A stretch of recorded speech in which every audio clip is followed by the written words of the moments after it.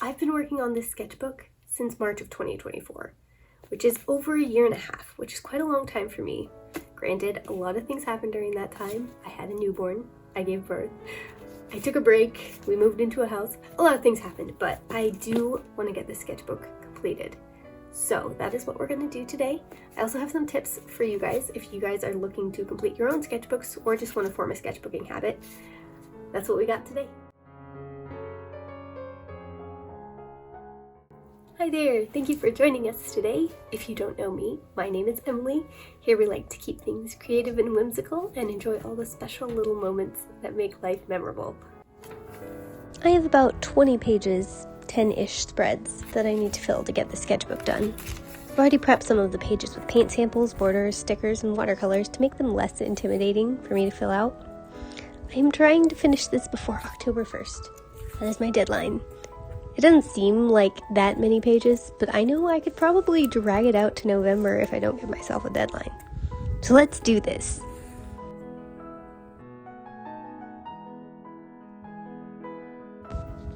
I think sometimes as humans, we forget we have a certain level of agency. I've seen that apply especially to sketchbooks. We see so many beautiful sketchbooks online, filled with amazing finished pieces.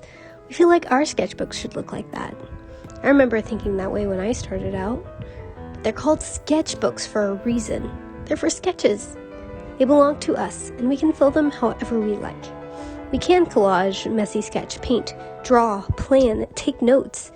Sketchbooks are personal, and we don't have to share them with anyone if we don't want to. I love seeing beautiful or cleverly laid out sketchbooks online.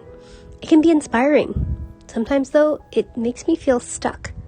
I can't make my sketchbook look like that, so I don't do anything in my sketchbook at all. When I feel like this, I have to give myself a mental slap in the face. Your sketchbook is your own. It's not going to be perfect. Not every page will be beautiful, but you have to work to grow. And every messy and ugly page is a step toward getting where you want to go. So here are some ideas for you if you're feeling stuck in your sketchbook, or you feel an urge to draw and just don't know what to make. Idea number 1, draw your day or pictures from your day. Basically, make a visual journal. Pick a couple pictures of your day or draw from your head about what your day looked like.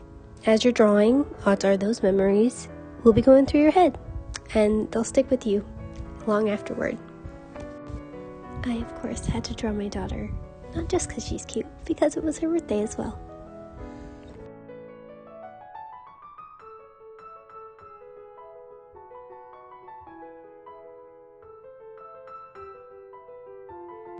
Idea number 2, make a study from an artist you admire. I don't know if you have any art books lying around your house, but I have quite a few and I like to look in them from time to time. But I don't usually do anything with them.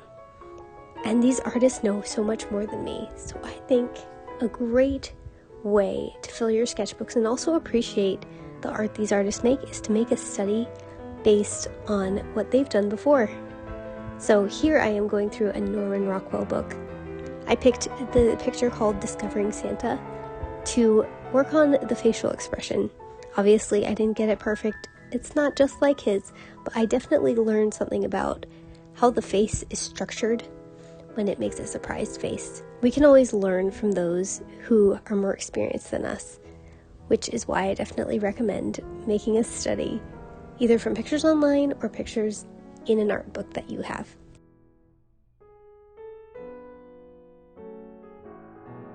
Idea number 3, challenge yourself. I like to pick a couple colors from my highlighters, or have my daughter do it, and just draw with those chosen colors. Usually I limit it to between 2 and 4 colors.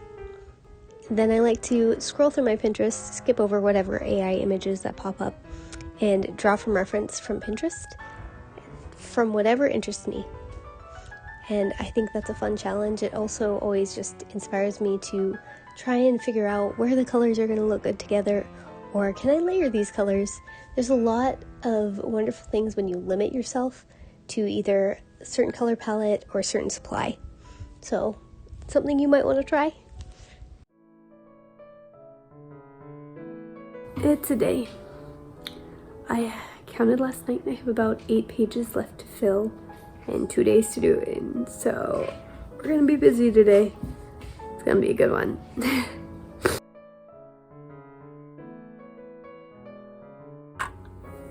Okay, everybody, since we're on the journey of filling this sketchbook, I thought how fun would it be to fill a sketchbook page together.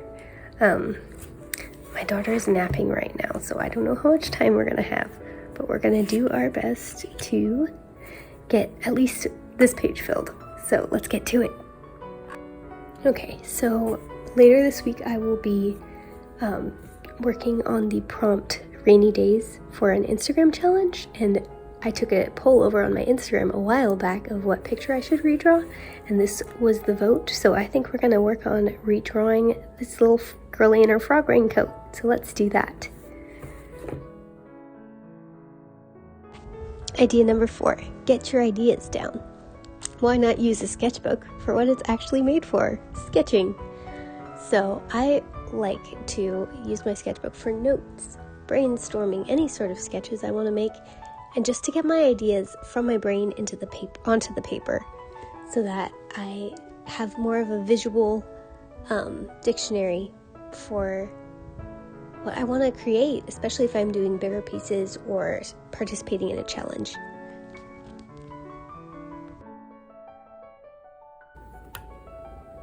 Okay, so I think I'm going to make this into a marker piece down here just to fill some more space in the sketchbook, and also because I don't think I have time for a full-on watercolor illustration, as much as that would be so fun.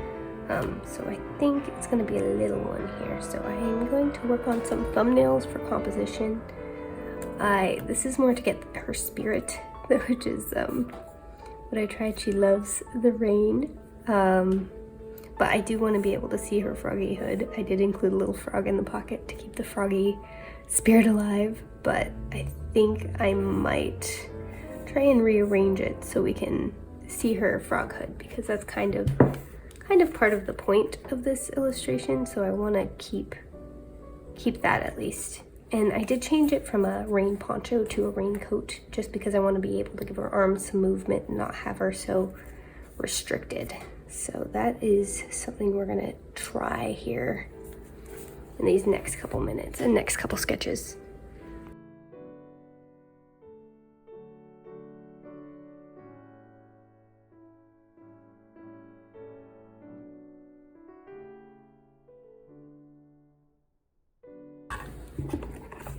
Okay, so I was thinking maybe it's her joy of discovering a frog in a puddle. I think that's really cute, but I was thinking about it more, and the prompt rainy days is for a prompt list called Drawn to Autumn, so it's kind of autumn specific. So I'm like, how do I incorporate fall into this? And obviously rain kind of is fall in itself, but it can also be springy, and froggies I feel like are a little bit more springy than fall. So I was like, oh, maybe we do a little house in the background with a glowing window, so it's like cozy on the inside, rainy on the outside, with a tree in the background. But I only have this much space, which is really not a ton. So I'm debating moving it to a different sketchbook page for the full illustration, or I don't know. We'll see. I'm gonna keep working.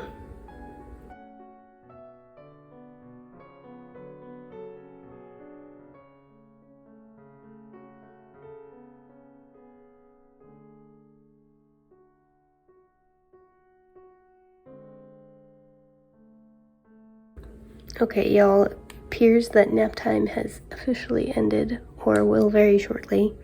I'm thinking that I'm gonna go with this pose where she's just sitting in the puddle with no regard whatsoever for being wet. Her mom is not gonna be pleased, but that way I can make the background elements more background and her more of the focus. And I decided that I'm going to work on this page up here that I have mostly empty, so that will be where we do the finished piece, so we have a little bit more breathing room. But that's what we have for this little tiny sketchbook session. Don't worry, I will finish filling the page eventually. You'll probably see it. Here we are once again coming to you from another nap time. Last time we finished this little tiny section of sketches, so since then I have worked on her expression, and then I did a larger thumbnail sketch. I do want to round out her face a little bit because I don't think it captures her essence quite, but we're going to work on making the final sketch and coloring it today, which, as I said before, we were going to do on not this page. Did I not save it? No, this page. This is the one. So I normally will sketch in this process red colored pencil. You can't even read the name anymore. But it doesn't work well with markers. It just doesn't allow them to blend right. So I did find out that the Faber-Castell polychromos pencils work better for sketching if you're going to be using markers on top. So that's what I'm going to be using today. I'm actually going to use an orange one. And let's get started.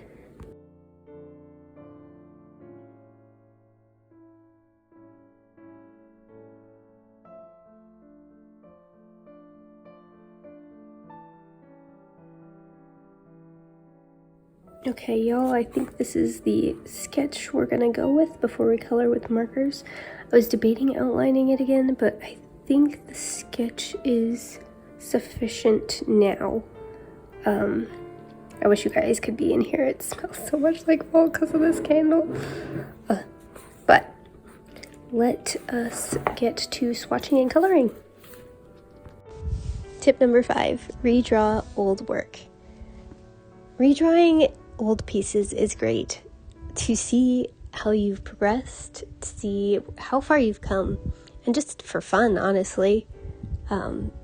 It's really great to look back and see, oh, this is what I liked about this piece, but I think I could do this better. So it's fun to reimagine your old pieces and what you can currently do. And I definitely recommend doing this if you need ideas, because what's better for ideas than your old drawings where you probably had ideas.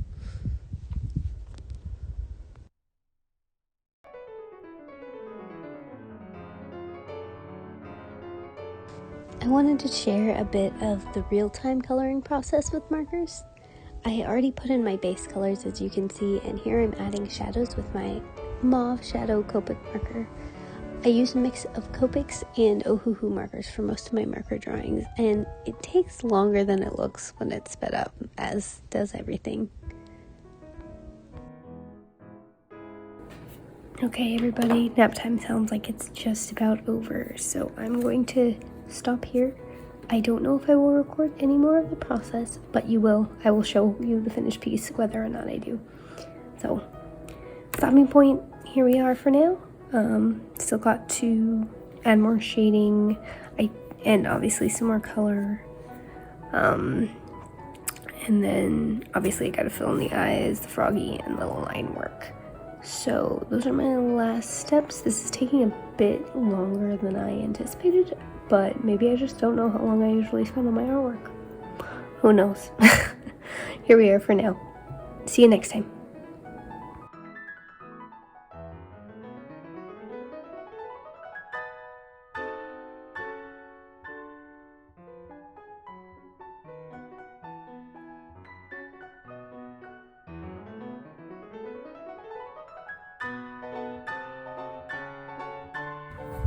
Okay, we just got a couple odd spaces left to fill, like right here and then right here.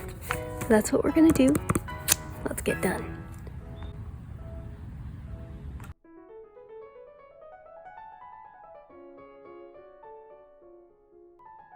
For these last little sections, I just hopped onto my Pinterest and drew what I saw. For the very last page I filled, I did it for my home decor board that I made. It's stuff I think is really cute, but I'm not gonna buy it. So that's what I did for these last pages.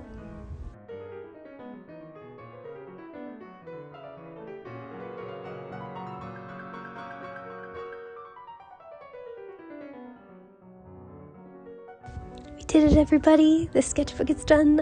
All the pages are filled up. Hooray! Thanks so much for watching me fill up this sketchbook. I hope you enjoyed, and I hope you found some tips helpful. If you enjoyed this video, please like. Please subscribe if you want to see the sketchbook tour next week, and hit that notification bell to make sure you don't miss it. I'm excited to show you all the drawings in here. And if you would like to leave a comment, I will have a question on the end card. As always, I love hearing from you guys. So, thanks for watching again. I hope you have a wonderful day.